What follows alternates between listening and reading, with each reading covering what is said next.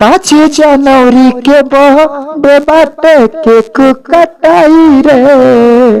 5 जनवरी के बर्थडे बाटे और केक कटाई रे। सुनल बानी एगो नचनिया बॉलीवुड से आई रे। सुनल बानी एगो नचनिया बॉलीवुड से आई रे। आरा में भारा भूख भइल बा, अरे आरा में भारा भूख भइल बा, हर गाड़ी जाई रे।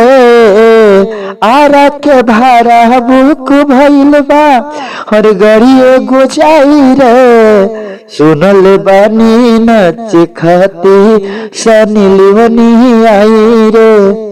कि सुनल बानी एगो नचनिया बॉलीवुड से आई रे।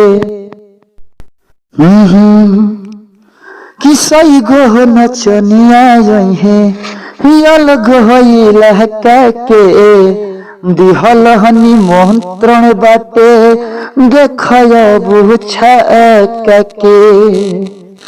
कि सही गो नचनिया है अलग अलग के दिहल हनी मंत्रण बाटे देखब छके। दारू बा फिरी बियर बा फिरी सब पार्टी मनाई रे। दारू बा फिरी बियर बा फिरी सब पार्टी मनाई रे। तो सुनल बानी एगो नचनिया बॉलीवुड से आई रे। कि सुनल बानी एगो नचनिया बॉलीवुड से आई रे। हीरा जा संगे राज करी ही पावर से तारी हो। पब्लिक के मिलताटे हिनका के प्यार हो। हीरा जा संगे राज करी ही पावर से तारी हो। इनका के मिलताटे पब्लिक के प्यार हो।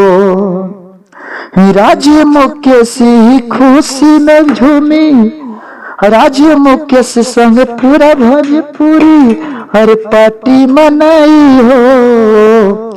राजा मुकेश संग पूरा भोजपुरी हर पार्टी मनाई हो। तो सुनल बानी एगो नचनिया बॉलीवुड से आई हो। कि सुनल बानी नाचे खाती बॉलीवुड से आई हो।